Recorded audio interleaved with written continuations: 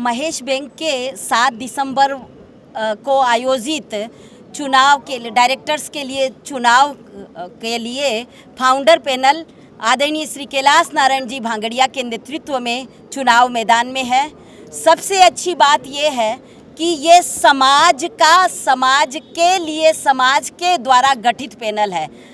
हमारे समाज की पूरे हैदराबाद सिकंदराबाद में और तेलंगाना आंध्र प्रदेश में सब जगह ब्रांचेज है, हमारी समितियां हैं और समाज के प्रबुद्ध लोगों ने मिलकर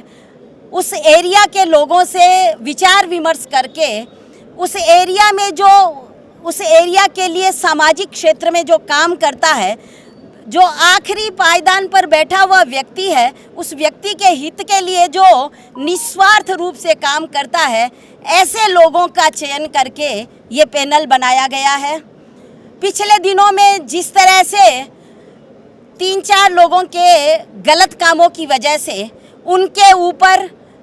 ईडी की कार्रवाई हुई, ये जो एक दुष्प्रचार किया गया है कि बैंक पर ईडी की कार्रवाई हुई है, ये बिल्कुल गलत है। महेश बैंक पर ईडी की कार्रवाई नहीं हुई है। ये कार्रवाई उस टाइम के चेयरमैन श्री रमेश कुमार बंग, पुरुषोत्तम मानधना जो सीनियर वाइस चेयरमैन थे और श्री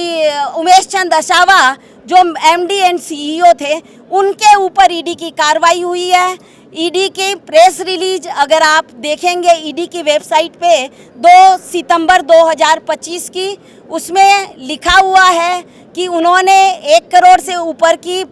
संपत्ति को अटैच किया है प्रोसीड ऑफ क्राइम के रूप में। और आरबीआई ने पुरुषोत्तम मानधना जो उस वक्त पुराने समय के चेयरमैन और उस वक्त के सीनियर वाइस चेयरमैन थे, उनको अनियमितताओं के आरोप में उनको आरोप का दोषी माना और उन्हें बैंक से पद से हटाया और डायरेक्टर पद से भी हटाया। और जिस तरह से बैंक में फ्रॉड हुआ, साइबर फ्रॉड, और तत्कालीन पुलिस कमिश्नर सर ने जो कहा और उन्होंने जिस तरह की अनियमितता इन सीनियर्स जिनके हाथ में इतने दिनों तक बैंक थी, उन्होंने किया,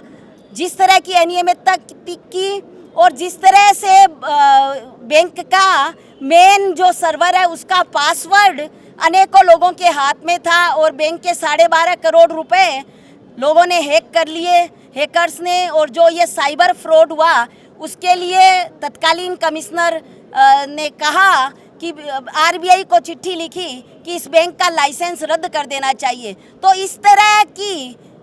जिस तरह बैंक की साख को ये संस्थापक पैनल वाले इन लोगों ने जिनके हाथ में 20 साल तक सत्ता रही, जो साख को जो बट्टा लगाया है, समाज का हर व्यक्ति चाहता है कि ये साख पुनः स्थापित हो, ये बैंक की साख को फिर ऊंचाइयों तक ले जाएं, बैंक पहले से ज़्यादा अच्छी तरह से ग्रोथ करे। और जो बैंक का लक्ष्य था कि समाज के जो कमज़ोर वर्ग हैं उनको बिना कोलेटरल लोन मिल सके, उनको जब आर्थिक संसाधनों की ज़रूरत हो तो बैंक मुहैया करा सके, ऐसे हमें हमारे फाउंडर के विज़न को आगे लेकर बैंक को ऊंचाइयों पर पहुंचाने के लिए न केवल माहेश्वरी समाज, न केवल अग्रवाल समाज, न केवल जैन समाज या ब्राह्मण सिखवाल समाज, 3600 कौम के लोगों ने मिलकर इस फाउंडर पैनल का चयन किया है। और मेरा सभी अंशधारकों से निवेदन है, आप बैंक को ऊंचाइयों पर देखना चाहते हैं, बैंक को पुनः विकास के रफ्तार पकड़ते हुए देखना चाहते हैं, तो फाउंडर पैनल के 14 प्रत्याशियों को भारी बहुमत से विजयी बनाएं। जैसे अभी आपने देखा, जो भी प्रत्याशी है वो अपने अपने क्षेत्र में महारत हासिल उन्होंने की है, अपने अपने क्षेत्र में उन्होंने सफलता हासिल की है। ये संगम प्रत्याशियों का अनुभव का है, ये प्रत्याशियों का अपने व्यापारिक अनुभव का संगम है। इसमें युवा भी है, इसमें प्रोफेशनल्स भी है और सबसे बड़ी बात, इस पैनल पर समाज का विश्वास भी है।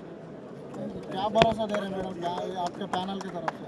से? ये पैनल जब आ जाएगा, ये मेरा पैनल नहीं है, पहले मैं आपसे क्षमा चाहती हूँ, ये समाज का पैनल है। मैं तो सत्य के साथ हूँ, न्याय के साथ हूँ, धर्म के साथ हूँ, इसलिए मेरा इस पैनल को समर्थन है। इस पैनल का मिशन और विज़न यही है कि बैंक की साख को जो बट्टा लगा, जो जिस तरह की पेनल्टी आरबीआई ने बैंक पर साइबर फ्रॉड और नॉन केवाईसी की वजह से लगाई, बैंक का एक्सपेंशन रुक गया, वो हम वापस उस विश्वास को बहाल करके बैंक का एक्सपेंशन करेंगे। बिजनेस को अगले 5 साल में 8000 करोड़ से ज़्यादा हम बिजनेस को पहुंचाएंगे। और जो पहले जब जो कैलाश नारायण जी जिस तरह से बताते हैं कि फाउंडर इनके पिताजी रहे बैंक के, तो जिस समय 33% जो 33% डिविडेंड दिया जाता था, वही डिविडेंड ये बैंक को देंगे। बैंक के जो एनपीए हो गए हैं, उन एनपीए को कठोर कार्रवाई करके रिकवर करेंगे और समाज के हित में बैंक के कार्य करेंगे। 7 दिसंबर को चुनाव होने वाला है, तो मैं आपसे सब अंशधारकों से ये प्रार्थना करता हूँ कि फाउंडर पैनल को जिताएं और अपनी वापस जो हमारी पुरानी जो प्रतिष्ठा थी वो वापस लेके आए। जय श्री राम।